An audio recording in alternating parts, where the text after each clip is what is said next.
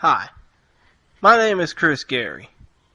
Some of y'all may know me by my full name, Jerry Christian Gary, which I abbreviate the first name onto my Twitter account, which is J Christian Gary or at ChrisGary92. Some of y'all may know me as the Chillmeister, DACHILLMEISTER. But what many of you probably don't know about me is that I've been a black professional wrestling fan since 2002, or more practically speaking, since the summer of 2002, since I was only 9 years old at that particular time. I'm 27 now. But I never thought that when I became a black professional wrestling fan in the year 2002, which was the same year that Ron the Truth Killings won the NWA World's Heavyweight Championship and became the first black wrestler in doing so for the NWA Total Nonstop Action Wrestling promotion, now known as Impact Wrestling, I never thought that there would be other black wrestlers, much like him, Booker T, and Dwayne "The Rock" Johnson, who we only count as half black, that could be just as good in that ring as their white, Latin, and Asian counterparts, but they always get pushed further down the totem pole. And now, with many professional wrestling promotions around the country, if not around the world, showcasing African American talent, it basically makes me feel even more prouder to be a professional wrestling fan as well as a black professional wrestling fan than it ever has been, because the industry is just showing all these types of competitors and giving them all these types of chances to showcase themselves. And that's why it gave me such a great honor and privilege to interview or get a chance to talk to American Fury Jon West back on July the 12th. As we had a special little conversation about his upcoming event, Black Wrestlers Matter, which will take place on August 22nd from Franklin Junior High School in Des Moines, Iowa. And in this interview, Mr. West and I will be talking about the perspective of sports and life from a black, indigenous, and person of color outlook, the locale of Des Moines, Iowa, and how this show came about. Is Black Wrestlers Matter more actuality than movement? And much more. As prior to the interview, as a matter of fact, a few days before the interview happened, there was some crazy stuff that happened in the world of professional wrestling that made both of us really cringe, and it made us feel like a lot of people treat the world of professional wrestling different when it comes down to African American talent. And just to let y'all know that some instances of that particular word, and I don't mean African American either, but that particular word do pop up in this interview. So, I mean, even though we don't say it, if you understand it, you know. And I just want to say listener discretion advised on that one. But other than that, at the end of this interview, Mr. West and I will be giving out the full information of how you can check out this show, how you can support the causes behind this show, and a little bit about the people that'll be involved in this show, and maybe we'll talk about some upcoming matches that'll be on that show, give or take. But other than that, stick around, stay tuned, grab a seat, get comfortable, and please pay some attention, because this upcoming event that he's going to be talking about is going to be history in the making. So it gives me my great pleasure to introduce this very special Focus Fights interview with American Fury, Jon West. Enjoy.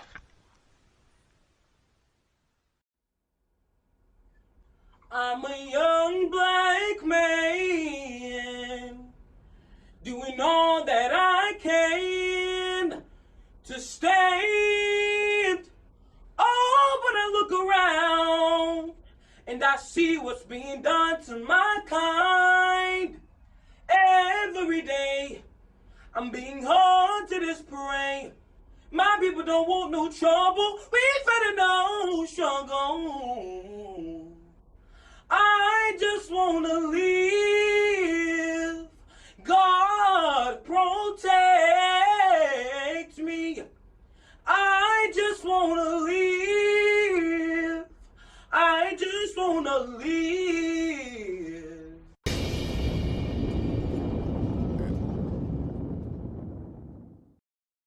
Weighing in at 290 pounds from Chicago, Illinois. He is American Fury.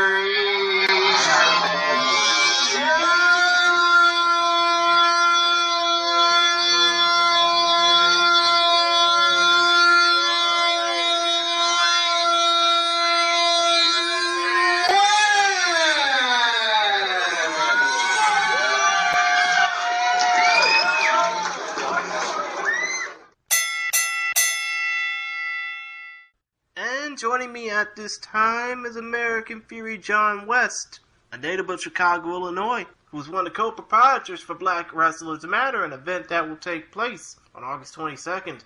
Now I have to ask right off the bat, is this more of a promotion or a movement?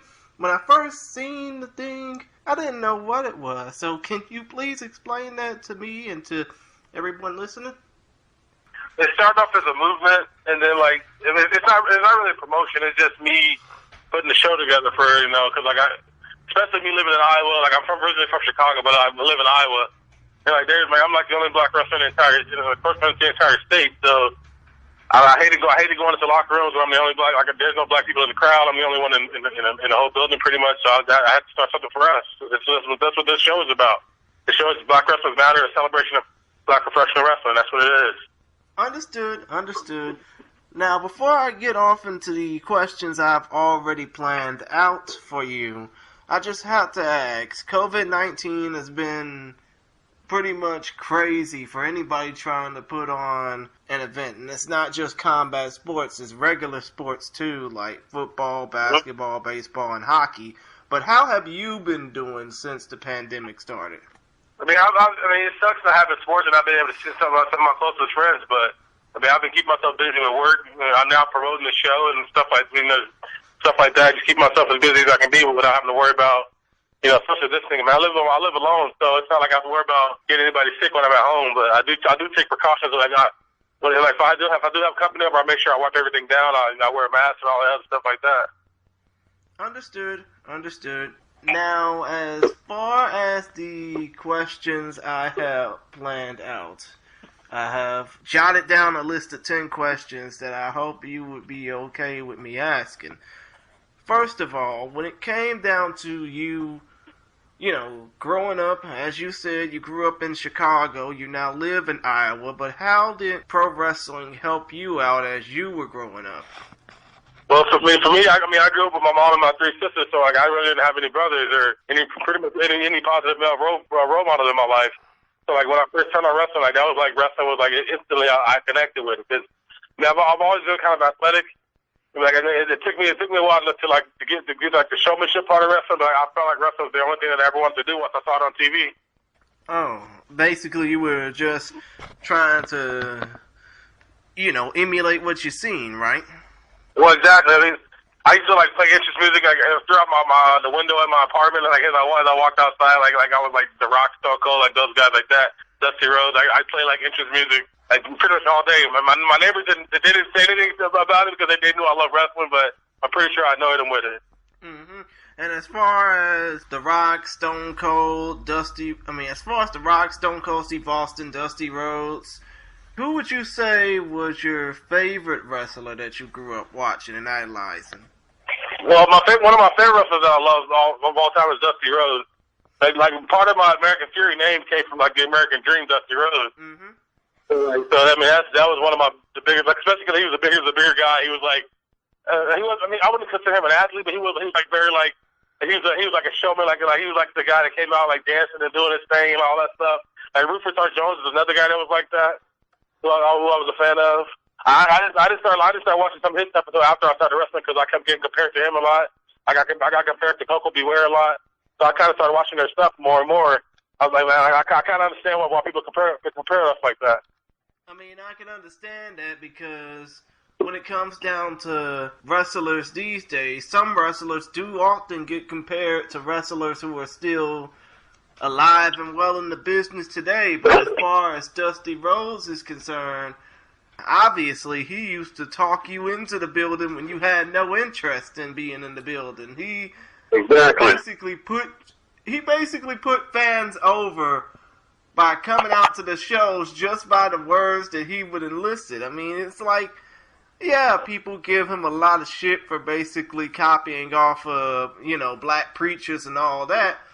But you couldn't deny the fact that he basically gave you the right to park your ass in a seat and watch him for 3 hours, or watch people around him for 3 hours, and then, cheer your voice out just for him, basically.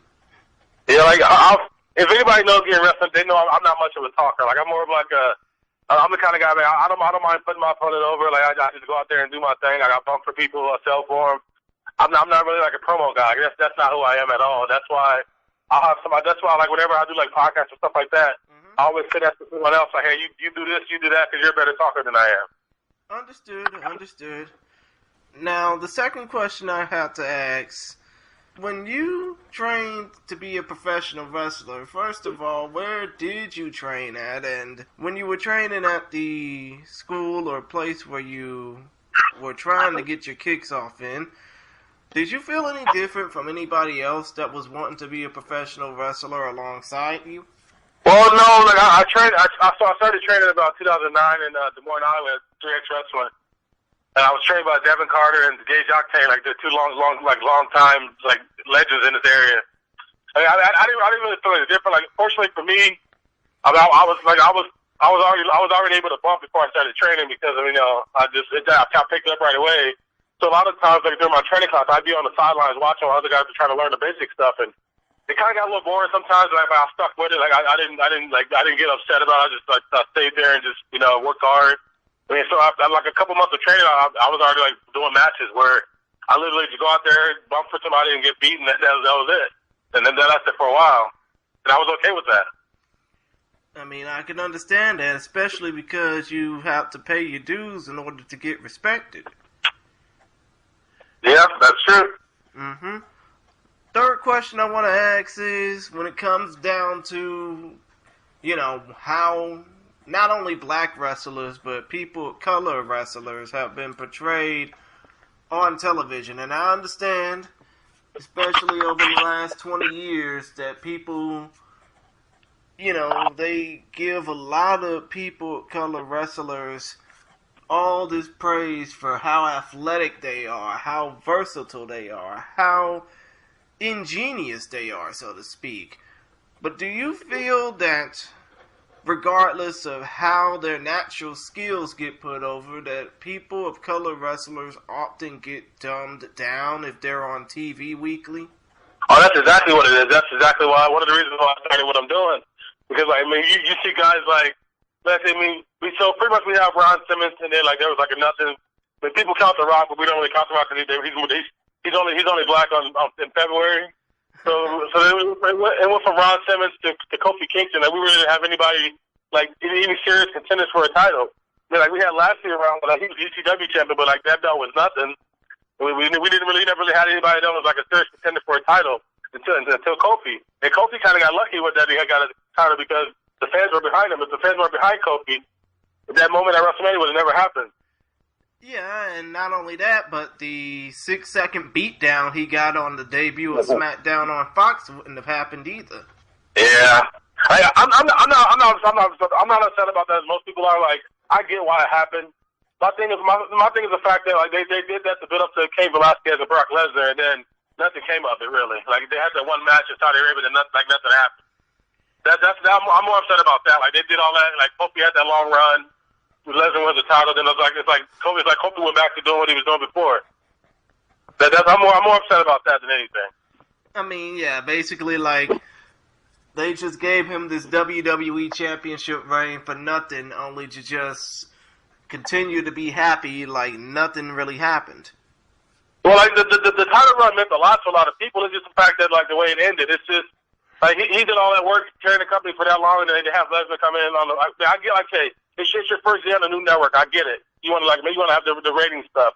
So I feel like having Kofi lose, like it's not the fact that he lost, it's the fact that the way he lost, and then like the segment afterwards with Lesnar and Velasquez was longer than the actual match that Kofi had by far. So I'm more upset about that. And come to think of it, I'm more upset about the fact that wrestlers like Shelton Benjamin, who came back to the WWE after like about 5, 6, actually 7 years away, he came back to all this hype, all these vignettes, all this, praise about his athletic ability, only to get put in a team with Chad Gable, no disrespect to him, and to basically be used as, what, nothing, pretty much? Well, I am a huge, I've been a huge Shelton Benjamin mark forever. Like, anything Shelton does, I'm all for. Yeah, I feel like I had a conversation with someone yesterday about Shelton, and he opened my eyes to the fact that everything that Kofi Kingston does, Shelton Benjamin was doing it before Kofi came around, which I agree with that completely. And it's just the fact that, like, for some reason, Shelton he was put in that role where, like, he had like mom and everything, all this, like he was a team angle, like, and it's just they never really gave him a serious push for a title. Basically, that Thea Vidal angle. It's just like I feel like a lot of black wrestlers they look at it like, okay, I might not get if I'm gonna get this opportunity, I got to do whatever they tell me to do because I might not get this opportunity again. And like, look at Sheldon. Let's say Sheldon stands up for himself and say, I don't want to do this mama stuff. He's not gonna be on TV anymore. He'll be jobbing out to everybody. Like that's why when you're like look at Lashley. Lashley's built like an action figure. He should be booked like how Brock Lesnar's booked. But they had Lashley in a feud with Rusev. Like I love Rusev, but like that whole thing was just kind of crazy. Like Lashley should be competing for championship. He shouldn't be in like some love triangle. True. I mean that's why they got MVP, who's another case of this, managing him. And when you think about Montel Vontavious Porter, you now have to think about all the success he's had in Japan and all the success he's had in Impact Wrestling, but realize when he was in the WWE, as he is now, he's just used as somebody to build the next generation. Well, I mean, there's nothing wrong with that. Like, he was U.S. champion for a while. I mean, he's one of the longest reigning U.S. champions they had in a while. Like, and that was cool and all, but it felt like he felt like he was kind of an afterthought on the show. Like he wasn't really like the guy they were focusing a lot of attention on. I mean, he was on the show a lot, but it felt like he said it was mostly just to put other people over. Which like, there's nothing wrong with doing that because that's what I've done my whole career. But like MVP is another one of those guys. Like he can talk on the mic, he can go in the ring. He has a very good look. Like I never understood why he never got a serious title run or even consideration for it. Understood. And as far as the women's wrestlers are concerned, I mean, yeah, I can understand. Sasha Banks and Bayley, the only African American and the only Latin American who's pretty much putting things down in the WWE. But then you look at the wide spectrum of women's wrestlers who are people of color, aside from those who came from Japan like Asuka, Kairi Sane, and Io Shirai. But then you have to look at the wide spectrum of women's wrestlers who are people of color, and you realize there's not that much representation in either the WWE, AEW, or even Impact Wrestling. No disrespect to Kiera Hogan or Big Swole. Yeah, that's one of the things I was talking about when I was trying to get the show going. Like, it was very hard for me to find some black female wrestlers because there's not many of them out there. Like that's why I'm trying to make it so representation matters a lot. So like if a lot of these young black kids, women that want to be wrestlers, they'll see our show and go, hey, they have all these black women wrestlers on their show. Like maybe I have a chance in this business. Like my job is done. Like I'm good with that. I'm very happy with that.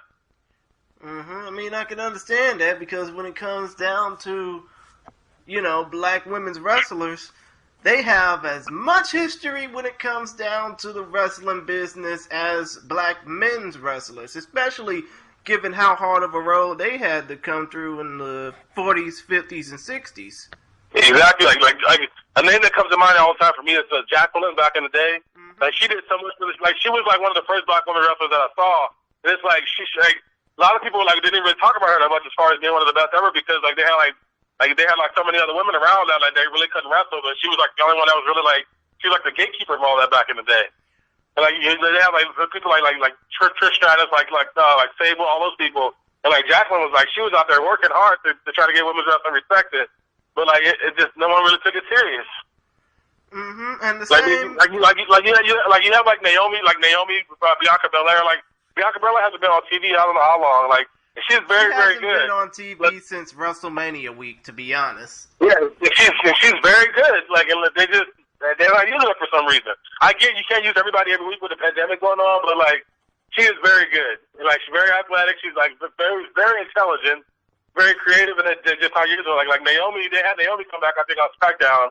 I think it was like a karaoke session. Oh, I don't understand that. Naomi's very talented.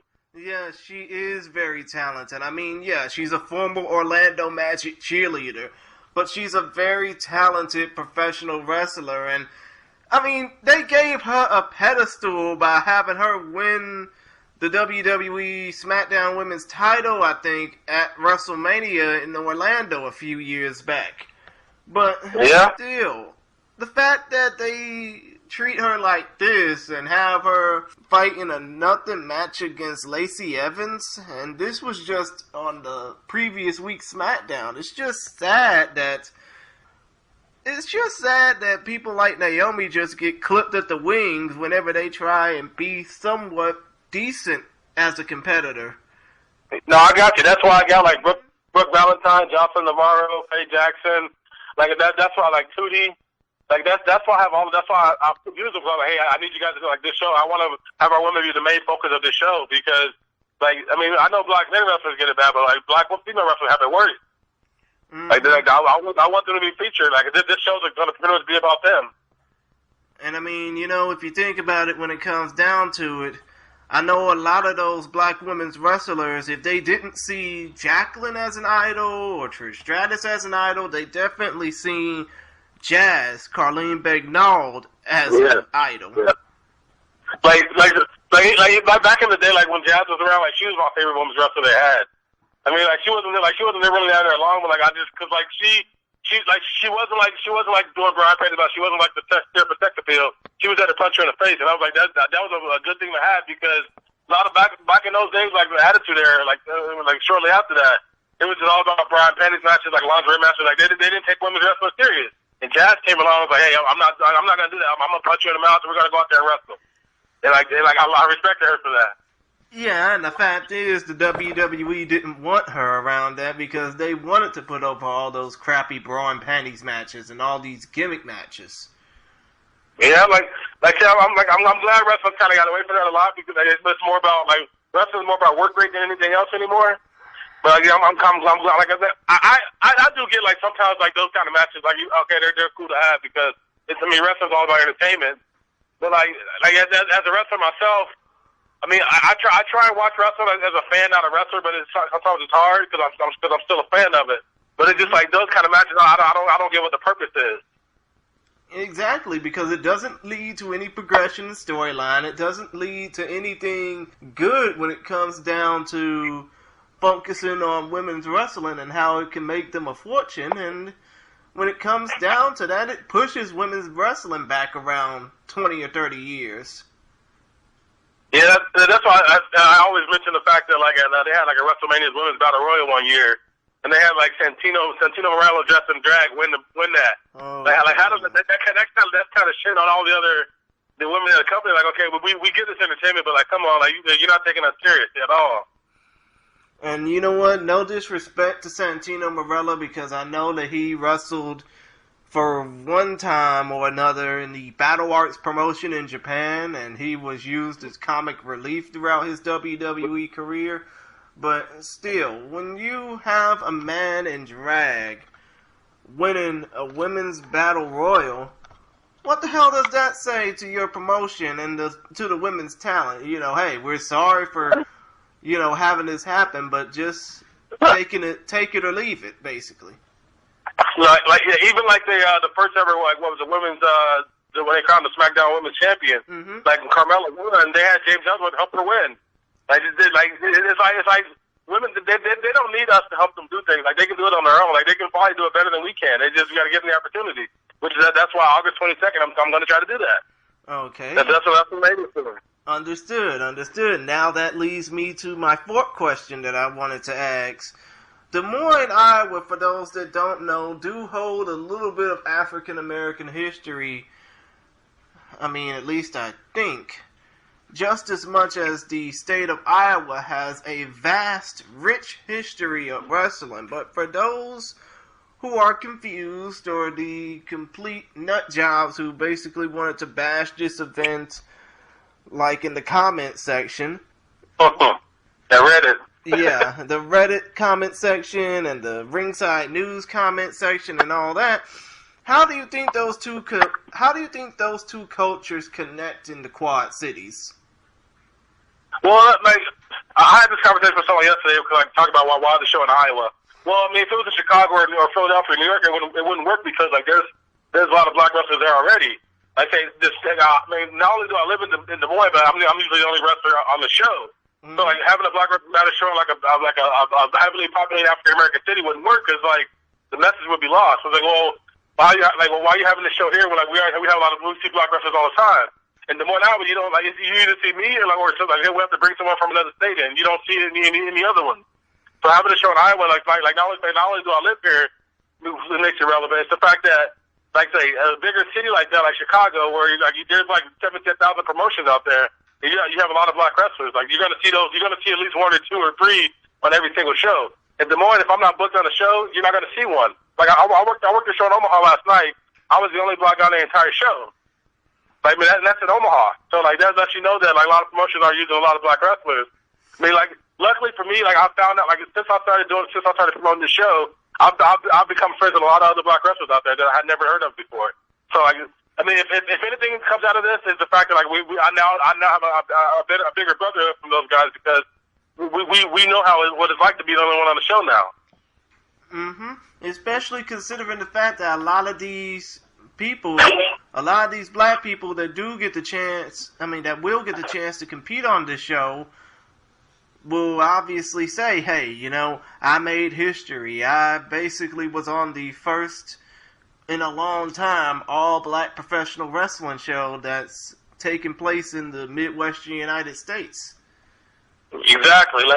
I've had a lot of guys message me about been on the show. I'm like, hey, man, like, it's a show for charity, which I'll talk about the charity later. Mm-hmm. But it's like, I mean, it's gonna be a historic event. Like, I can't remember a show like this ever happening before. I mean, I always compare it to the Women's Revolution pay-per-view that WWE did like a couple years ago. Where it's like an all-woman show. Like this is, I mean, it's all like we have black cameramen, black ring announcers, black everything. Like everybody on the show is black.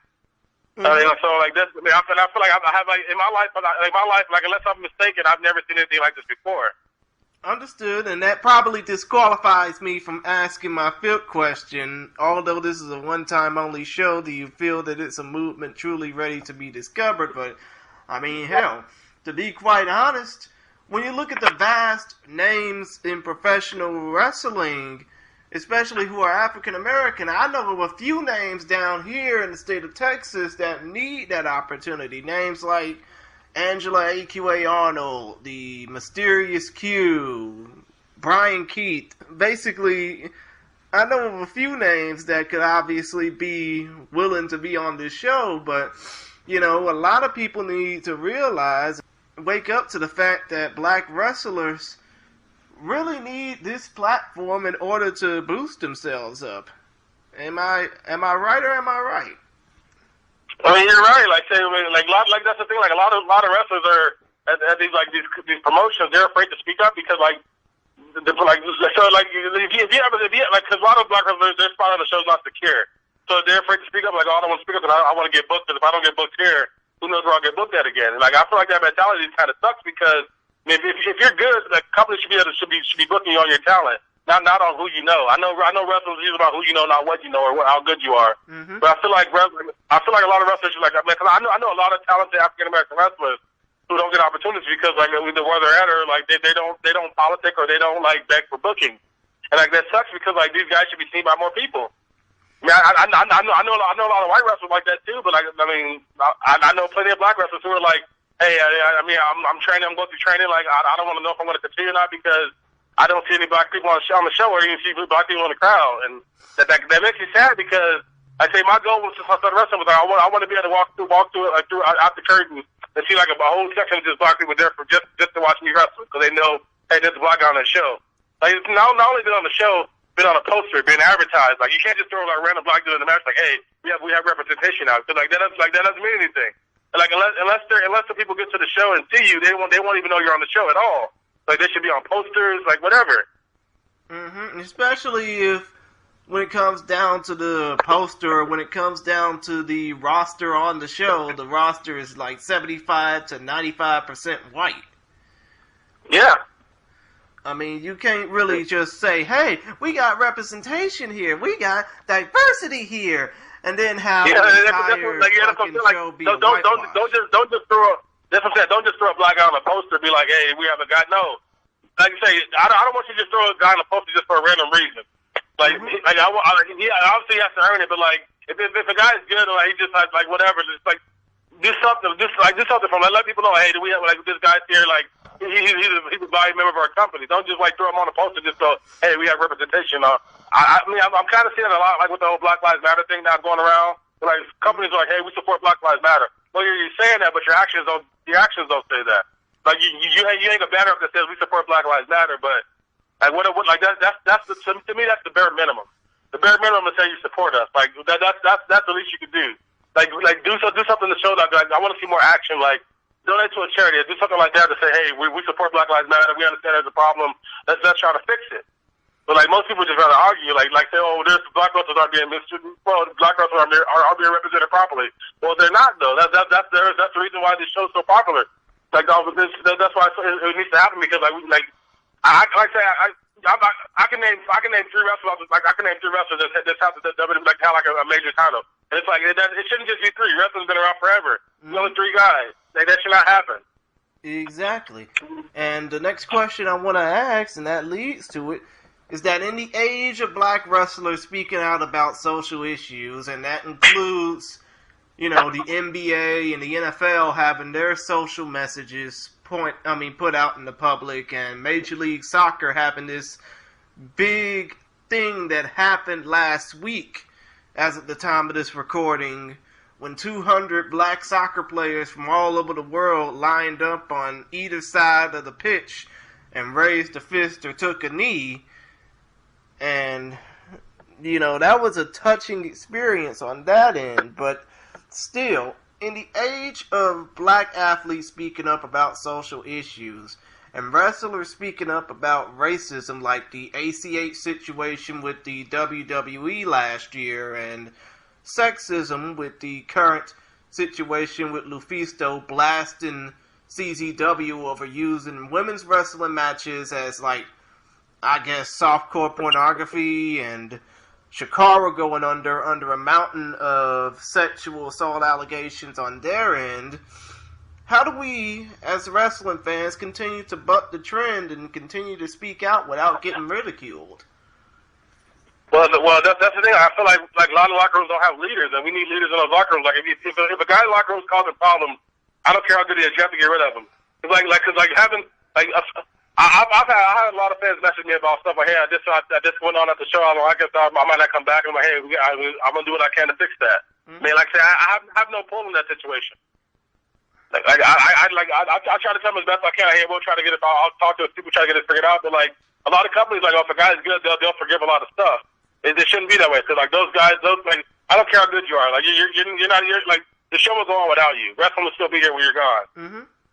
Exactly. People don't know that, hey, your ego is only going to go around for so long. You are going to have that ego regardless, but you're not going to but the people aren't going to let it destroy what they enjoy. It will go, it's like what we say here in the southern United States. One monkey ain't going to stop the show.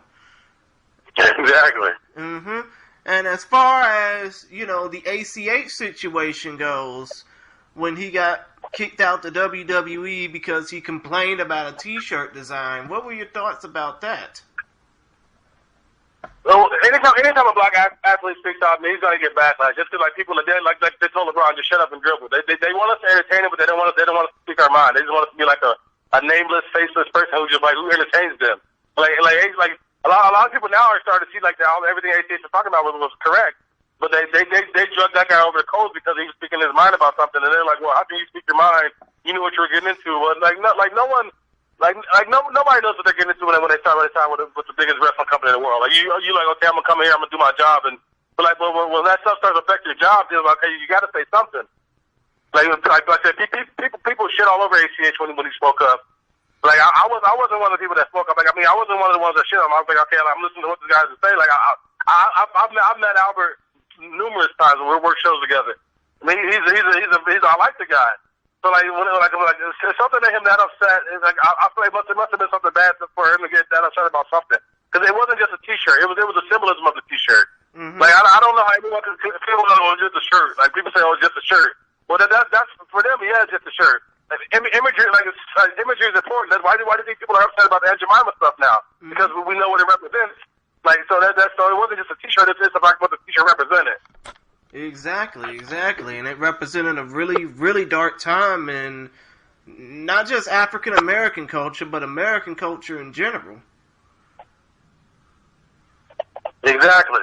That's the thing. Like if people have experienced that before, they don't understand why we get the way we do about certain things. Like people using blackface. Like I was like, if you have to cosplay as a character, you have to do blackface. Just like you can play yourself. Just wear a uniform. You don't have to paint your face black to be a character. Mm-hmm. Like I don't understand why people think like 2020 people still think blackface is funny to do, or I guess it's the right thing to do. Like it's not a good idea, no matter who you are. I mean, exactly. Especially if you got to paint your face one color in order to get attention, which is just completely fucked up. Yeah, I don't get how people look at that and go, "Oh, this is a good idea. I'll do it." Like it's never a good idea. If you have to think twice about it, you probably shouldn't do it. I mean, yeah, especially if you have to have your PR team write a forced apology for knowing that you done wrong when really you shouldn't have done it in the first place. Exactly. Mm-hmm. And as far as the CZW situation and the Shakara situation goes, where Lufisto is basically bashing CZW for promoting professional wrestling, women's professional wrestling as, like I said, smut, basically. And Shakara, which is supposed to be a family-friendly promotion, having wrestlers take down the promotion basically because of their actions. What are your thoughts on those situations? I mean, I never really watched much of CZW, but like I did like when Lufisto posted like the story, talking about the story. I would have looked at the images they were using to sell the DVDs. And that's just ridiculous. Like, how do you think that's okay? Like you pretty much trying to promote softcore porn. But with your female talent, like you say you respect your women wrestlers and everything, but then your actions show that you don't. So I don't get how they can say one thing, but they completely do something completely different.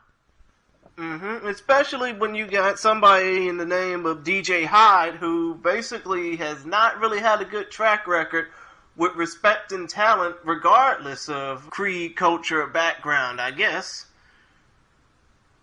Yeah, that's the thing. Cause like a lot of guys in their position like that, they're like, okay, we want to be in the business. Like they try to say, well, I have connection, or I have this and that. Like I can get you this place, and like what people fall for it. Like I always say, like if you can get me somewhere, why haven't you been there before? And it's always like a lot of guys go, well, I can get you here. Like you gotta do what I say, or I'll get you. Well, I won't book you anymore. But don't book me. Like I'd rather not get booked than deal with all that crap. Mm-hmm. That's why if you stand for something, if you're good, you'll find a spot somewhere. Mm-hmm. That's why if you don't stand for something, you'll fall for basically anything. And I feel sad for those wrestlers who have to fall for, the bullshit that DJ Hyde put on. And as far as Shakara goes, they've been around forever. They've been a family-friendly promotion for the longest amount of time. They had celebrity ownership when they began. I think it was Dave Coulier of Full House that owned them at one point in time. But, I mean, you never want to see a promotion go down in a heap of controversy, especially if they're, filing for Chapter 11 or just calling it quits in general. if that what it takes for the business to get better as a whole, then I'm all for it. Like, just get rid of it. Like, you want to actually, like, instead of like putting the band in, like just rip it out and then start over. I'm all for it. I'm all for. Like I said, if it's nothing, if it's at the top and if it's trickling down, just like cut the head off. Like, stop it at the top.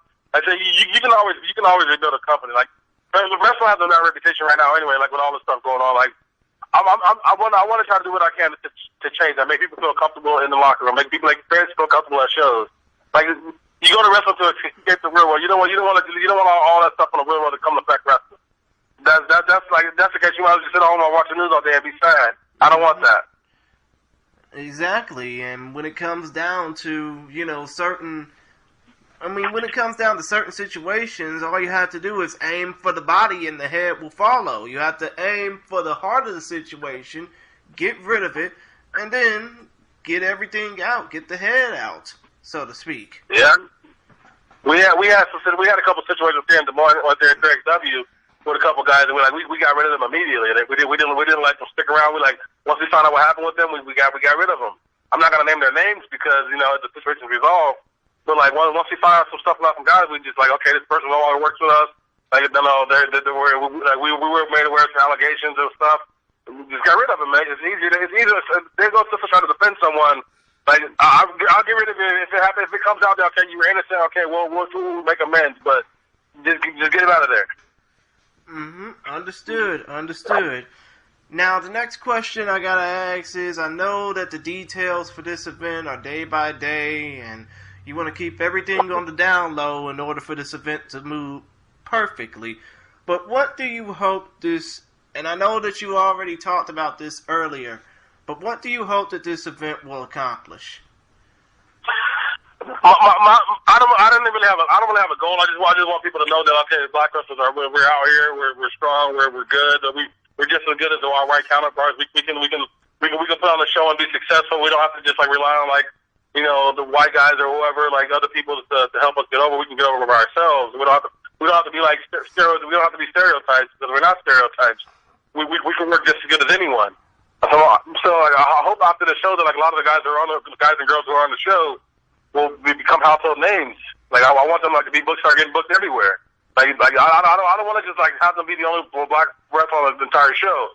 I want to have them where like there's like at least 3 or 4 of them on every show. Like, that's how it should be. Like wrestling like the only sport, quote unquote sport that doesn't have feature a lot of black people. That's ridiculous to me. It shouldn't be that way. There's more black people in soccer than there is in wrestling. And that's the fucked up part about it, because no black people really get into soccer, even if it's a World Cup game going on. Yeah, that's why I feel like a lot. We don't have a lot of black wrestlers. Well, we have a lot more now, but like none of them really feature because like say a lot of them they grew up watching The Rock. Like even WWE makes the point like, okay, The Rock Samoan, the Samoan dynasty, which is cool and all, but like okay, like so what do we have for us? Like right now, like, they have R-Truth. Like I love R-Truth. R-Truth is very entertaining. But R-Truth is never going to be taken seriously like a serious competitor because like he's comic relief, which like I say, wrestling entertainment, you need that. But like R-Truth he's a former NWA heavyweight champion. Like, he's like that's prestigious. That's the story. I mean, people seem to forget that. Not to mention, he was the first African American to hold the NWA World Heavyweight title. People forget to. Yes, he was. Like, and people seem to forget that part about him. I mean, yeah, especially considering the fact that, I mean, the dude has been now in the WWE for his second run for the last 12 years, but people remember him a lot more from when he left after that first run, when he was K. Malik's Shabazz or K. Crush, or even when the NWA World Heavyweight title in TNA, when they were just starting out. I mean, people tend to forget that he can be charismatic, but he can also be a serious competitor. Yeah, that's what like I say, he's very entertaining. Like I enjoy watching him every week, but it's like I mean, he's had longevity with that. I'm not saying that like, every wrestler has to be like every black wrestler has to be on top of the show, but it's like at least have some representation. Like I think I saw a thing that said like right now I think like 8 of the 11 WWE champions are all people of color, which is cool and all, but I feel like to me right now it kind of feels like pandering, and that's what it kind of feels like right now. Like these Street Profits are the Raw tag team champion. It's like they hadn't had like an actual match on for a while. They were just doing like a bunch of like comedy stuff, which which I enjoyed it because I watched it as a fan. I enjoyed like the series they were doing with the Viking Raiders, but it's like, come on, like let these guys go out there and show what they can do. They don't have to just go out there and chuck and jive and do all of like with all this other stuff. Like let them go out there and compete. And I mean, if you think about it, if you look at the other promotions, only one of AEW's champions in Hikaru Shida is a person of color. Only one of Impact Wrestling's champions in Willie Mack is a person of color. If you look at Ring of Honor, there ain't nobody that's a person of color that's a current champion there. At least I think there isn't. Well, I think Ring of Honor. I think all of their champions are person of color in Ring of Honor. I think every single one is like. Yeah, I'm pretty sure every single one of their champions are people of color. Well, shit, my bad. I mean, I didn't even notice that for a second because I haven't been following Ring of Honor as of late, especially given the fact that they've been, it's like ever since they've been owned by Sinclair Broadcasting, I haven't really been following along with the program unless it's a pay-per-view. Well, I mean, I try and I have swing, so I try and watch as much wrestling as I can. But there's just so much wrestling. There's just so much. Like trying to work a job and then watch wrestling. There's a lot of wrestling out there. That's like way too much. Not way too much. I won't say that. That's not way too much. There is a lot of it. A lot of wrestling. Like trying to catch up on everything. There's not enough time in the day. I mean, obviously, there are a lot of options when it comes down to professional wrestling, but this is just a little side question. Do you think that the WWE is really the be-all, end-all when it comes down to, how to get over, how to make yourself into a respectable competitor? Like 5 or 6 years ago, I would have said yes, but now I say no because I think right now, independent wrestling is probably as hot as it's ever been. And like somebody you don't need to be signed to WWE to be successful. Like people think, WWE's like all be all. Like they may be true as far as like getting them on a national global scale, but like I mean, you can be successful on the indies and then make a career out of that, or you can there's AEW. I mean, even Impact doing some good stuff. It's just unfortunate that they don't have like a national audience to watch them. But like I think Impact Wrestling is doing very good right now. Like WWE's kind of they're like the big brother. They know, okay, we're not going anywhere. We can pretty much do whatever we want. We're going to be safe. And it's like I kind of feel like they need that competition. They need the people to go, hey, we don't have to come here. We can go somewhere else, and like it still be just as good. And I think they're finally starting to see that now. I mean, yeah, especially considering the fact that you got a developmental system for the WWE that's just overflowing with competitors that are just sitting around doing nothing, just waiting for their chance to be heard. I mean, I think last time I checked, they have like a 600-person roster or something. They have a lot of guys. I feel like they're just signing people just to sign them though, because there's a lot of guys that don't even use. So they kind of just signed them. I think they're signing people just to get them away from other places. Which that's a terrible way to do things. Like I always tell my nephews or people that when I get recruited for sports in college, go where you need it, not where you want it. Because if they want you, they'll just use you like. You'll be on the bench for 3 years and then you find it or whatever. But if they need you, you're going to play right away. You're going to be there. You're going to be there. They need you there. Go where you need it, not where you want it. Exactly. That seems to work for me. I mean, exactly. And it's basically going to be, because if you go to where you want it, you're definitely going to enjoy what you do a lot more than if you go to where you need it and you just sit around waiting for that opportunity, but it never comes. Yeah. And speaking of, although the big names obviously will not be available, obviously when it comes down to a certain Big Fat in Stanford or Impact Wrestling, Ring of Honor, or AEW, do you feel that the matches that you currently have set up, or, if they're in play, please remind me, do you feel that the matches that are currently set up for this card have the potential to steal the show? Oh, I think every match has the potential to steal the show. Like the way I have the show set up, I think every match has a potential match of the night candidate. I can honestly say I feel like every match we have set up could be match of the night. I just feel like honestly I feel like that's the way it is right now. And who says that AEW, Impact, and all those guys are off the table? Who says that? Who says that? No, I didn't say that. Oh. You said that? My apologies. I mean, I can understand that obviously WWE talent, they can't work anywhere else. But the other talent from the other promotions that I mentioned, AEW, Impact, Ring of Honor, they can. Yeah, so you never know. You got I have a big announcement coming on Wednesday, so you got to stay tuned for that. Can't wait for it. Now that you mentioned it, and although the details for this event, obviously the streaming details are to be announced, I mean that kind of disqualifies me on the next question I was gonna ask. But how soon? I mean, you said Wednesday, which is Wednesday, July the 16th? 15th. Oh, my apologies. But will there be any announcements on, commentators or additional talent is basically what I was trying to get out, even though that disqualifies me from asking. We've announced most of the roster already, but we still have a couple names to... I mean, the show's about 6 weeks away, so there's still a lot of stuff that could change. We've announced most of the roster already. Now it's just kind of shit, who else I can bring in, who else I can do this and that, what other stuff I can do. We've already announced the streaming stuff. We've announced the Pro Wrestling Tee store, because Pro Wrestling Tees, we kind of had an agreement with them where if we have the number one store, the number one shirt sales on the day of the show, they're going to match our charity donation. Understood. So hoping everyone can go buy that Black Wrestling Matters tee on Pro Wrestling Tees. And, speaking of, can you please feel free to plug how the people can watch the show, your social platforms, if you have any shout-outs to give, the floor is yours. Well, if you want to buy tickets to the show, so general admission tickets are $20, $10 for kids, but if you pay $35, you get, not only do you get general admission ticket, but you get a t-shirt in your size, an event t-shirt specific to that event. And those are limited. So the building holds way more. The building holds about 5,000 people. But we're trying, because of COVID, we're trying to limit the people we can get in. So we're trying to limit it to 300 tickets. I mean, the tickets are going pretty fast. It's not one of those things where you're gonna be, hey, I want to get tickets the day of the show, because they might be sold out. So I recommend everyone gets them now. You go to blackwrestlersmatter.bigcartel.com.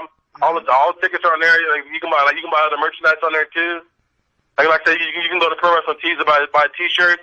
Like I say, because if we have the most t-shirt sales, on the day of the show, they'll match our charity donation. So I'm kind of hoping that people can go buy the shirts and do that, so we can get that money matched, because it goes to a good cause.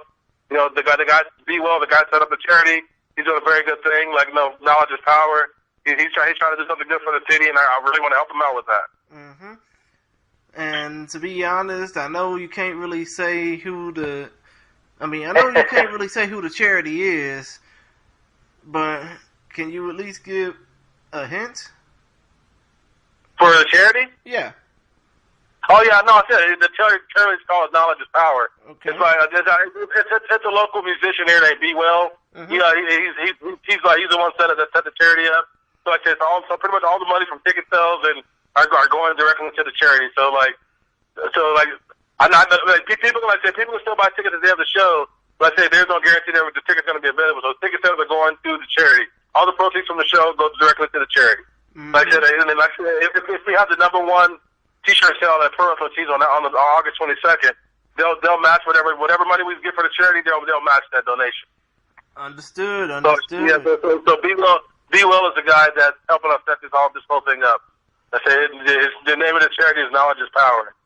It pretty much is a charity that provides supplies for underprivileged children in the city, to further their education, stuff like that. I think it's someone who grew up in a single parent. I know how important having that kind of stuff is. So I really wish people would donate to this charity, because it's something that really helps out a lot.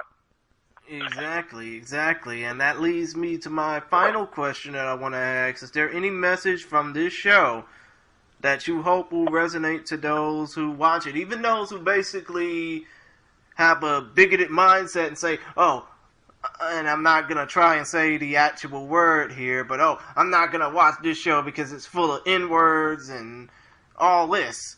But is there anything that you want to hope resonate to those watching this show?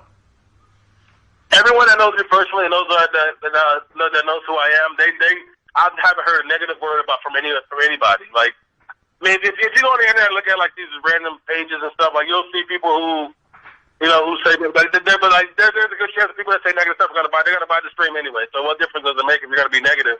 I don't care if you buy the stream and you can complain about the whole show. You still bought the stream. So I don't know what you're complaining about. Like, I mean, anytime you have something historic like this, you're gonna always have pushback. Like when people say Black Lives Matter, everyone says All Lives Matter.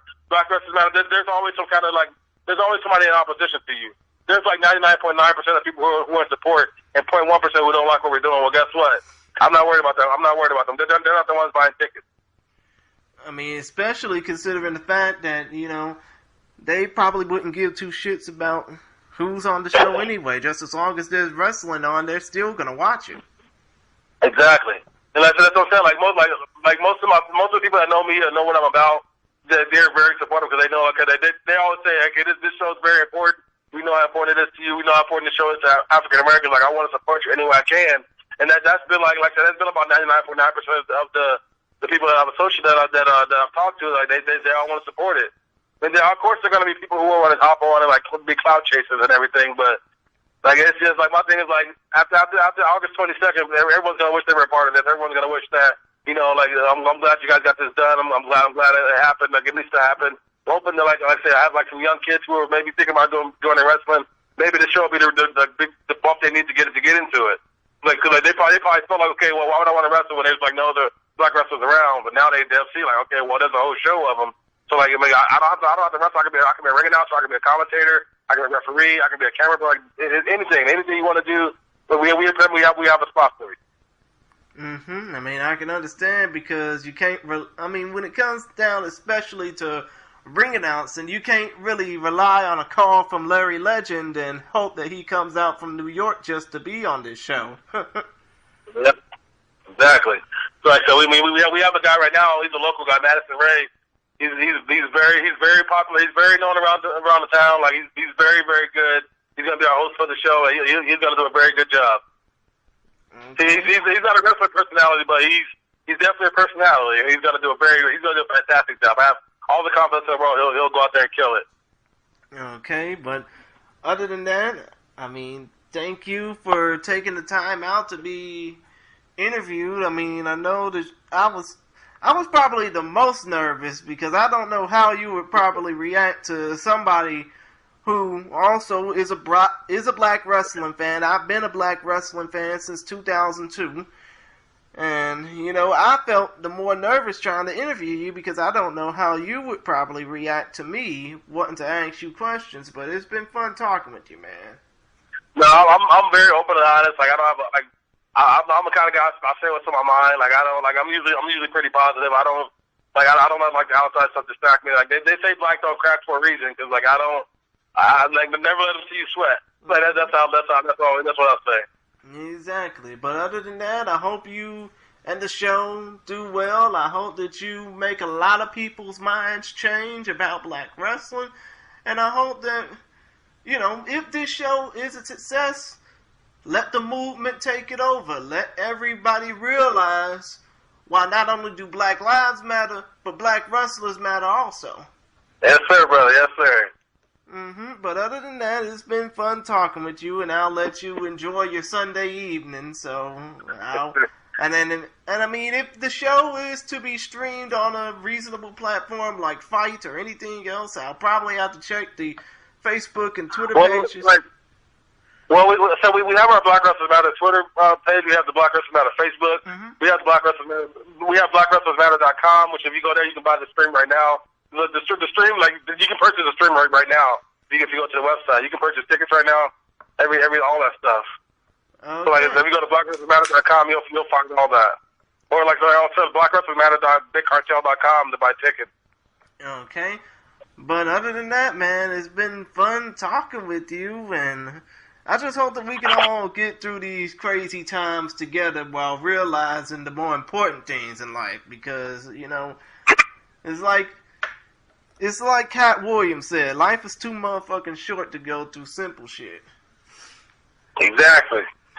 But other than that, I'll leave you be and let you enjoy your Sunday evening. It's been fun talking with you, and hopefully when this show gets successful, we can reconnect some more. All right, man. Appreciate you. For the coaching. Yeah, for the culture indeed, my brother. All right, see you, man. Later. A few things I want to reiterate and clarify from the interview you just listened to. Out of the 5 Ring of Honor championships that are currently active, this excludes the Women of Honor World title, which was previously held by 2 Joshi Pure Wrestle competitors, Sumi Sakai and Mayu Iwatani, in addition to Angelina Love, before the 3-time champion Kelly Klein got released from her contract for controversial reasons. And in addition to the Pure Championship, which has been held by the likes of AJ Styles, Samoa Joe, Jay Lethal, and Nigel McGuinness, among others, but has not made a formal return after 14 years on the shelf, only the Ring of Honor World Tag Team Championships, currently held by Jay Lethal and Jonathan Gresham, are held by African Americans in the Sinclair Broadcasting-owned promotion.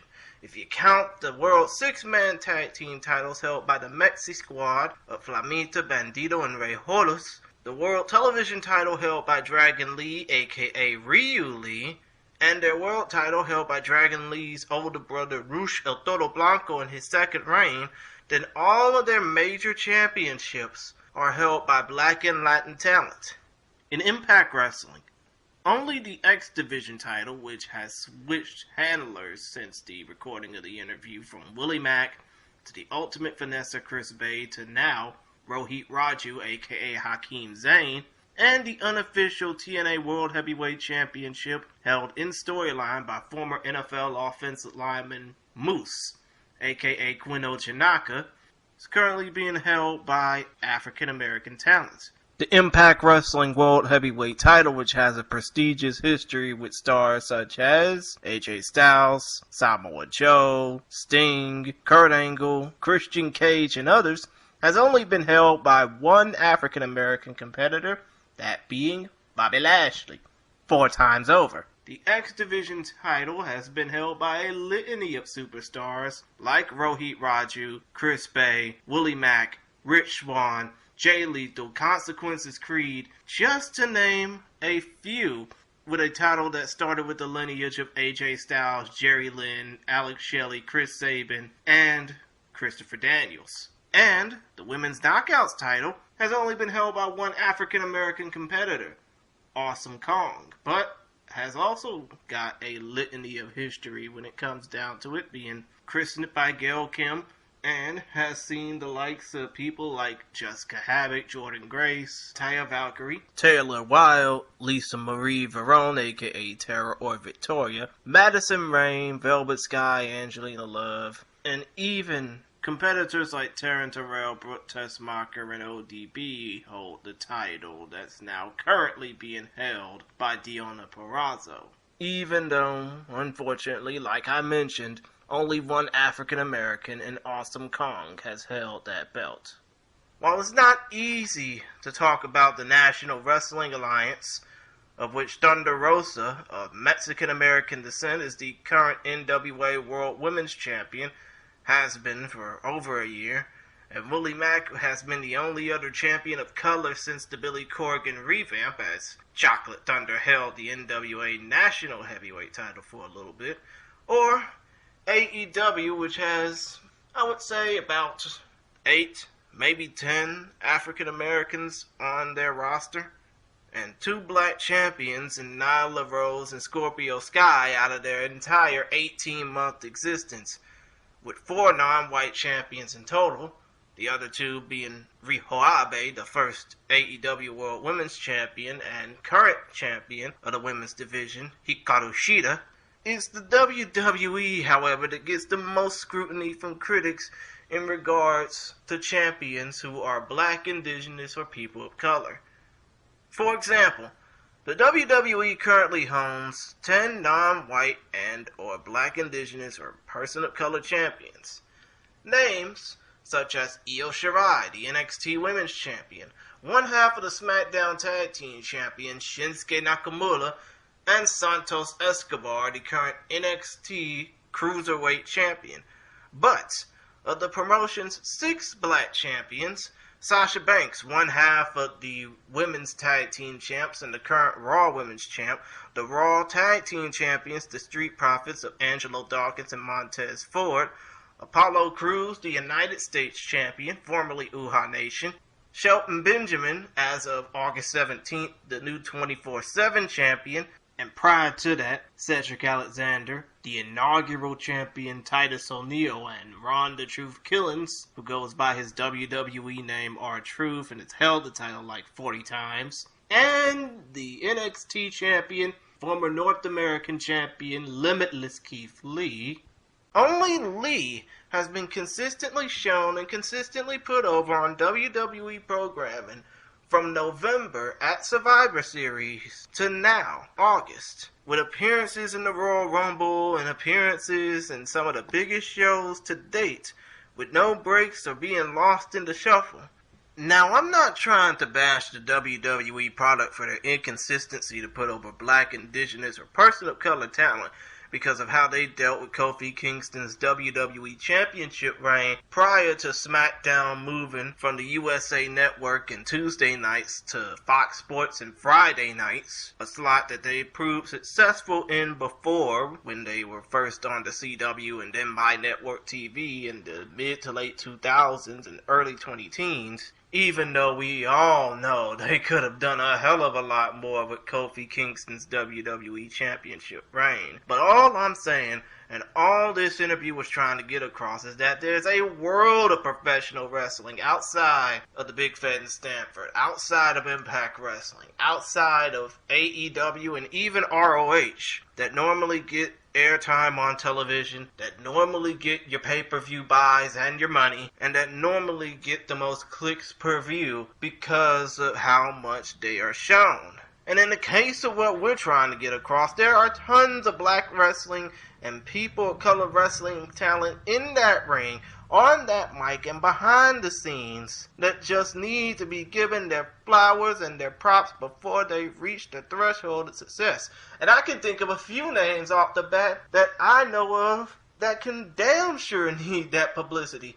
Names like Brian Keat, Angela A.Q.A. Arnold, the Savage King, a.k.a. Abel Andrew Jackson, Treehouse Lee, Fly Death, a.k.a. Warren Johnson and Zach Mason.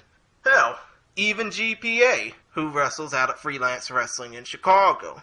Even names that don't often get the respect they deserve because of previous affiliations. And by that I mean people like Ruckus, G's, Maven Bentley, and Larry Legend, who are often tied to what they've previously done as individuals in CZW, even though those 3 letters represent a complete snake in the grass in DJ Hyde, who just needs to do right by himself, sell the promotions that he runs, and just get the fuck out of wrestling, because he doesn't really need to be any more of a snake in this business than what he's already been to people like Lufisto, who's another person that need to be given her flowers and her props before her career comes to an end. But enough about me rambling, let's go ahead and talk more about this Black Wrestlers Matter card. The matches are as follows. Jocelyn Navarro will take on the Queen Bee, Brooke Valentine, and Sation in a 3-way dance sponsored by Brotherly Love Wrestling. The American Fury Jon West will take on Mike Outlaw in a match sponsored by C3 Wrestling. The frontman Jai will take on Airwolf in a match sponsored by Heel Turn Radio and MNDIY Wrestling. They're from Minnesota, don't you know? And Isaiah Broner will take on the Shogun Chris Logan in a match sponsored by Photos by Manning.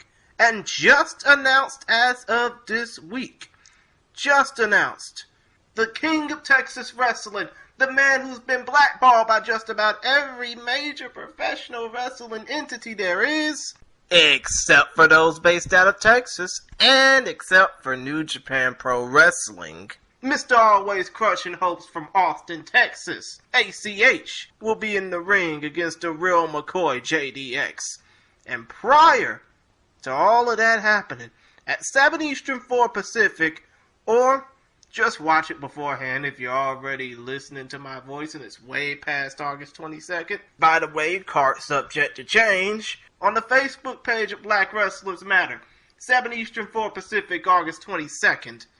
It'll be a For the Culture Battle Royal streamed live as stars such as Chris Wildcat Mercer, the Party Starter Keith Mack, the Realist Calvin Aldrich, the ever-eclectic K-Dose, and tons more will compete in that Battle Royal, sponsored by the Harley Race Wrestling Academy, as a way to get their foot in the door, as a way to shine, as a way to make you notice them because they may as well be the future of professional wrestling.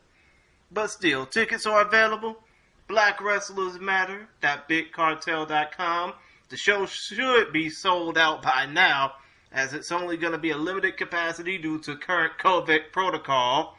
Or, if you can't buy your ticket to watch the show, just watch the show on BlackWrestlersMatter.com. It's a pay-per-view. It's $10. It goes to a great cause, the Be Well Foundation. And I hope that if there's one thing that this show can make you realize, is that not only do all lives not matter unless black lives matter, but I hope it'll make you realize that black wrestlers matter a lot more. Let's just say it. I, as a wrestling fan, matter, but we, the black wrestling fan, and black wrestlers in general, matter more. With that being said, Chillmeister Chris Gary, signing off. You can follow me on Twitter at ChrisGary92. I'll be sure to follow you back. You can follow Jon West on Twitter and Instagram at AFuryJWest. But just realize this, all lives can't matter unless black lives matter. And if it takes getting into some good trouble like the late great John Lewis said, then damn it, we gonna make y'all realize that, or at least anybody with the right of mind should realize that. Otherwise, what makes you think you know better than anybody else? Not said. Talk to y'all later. Peace.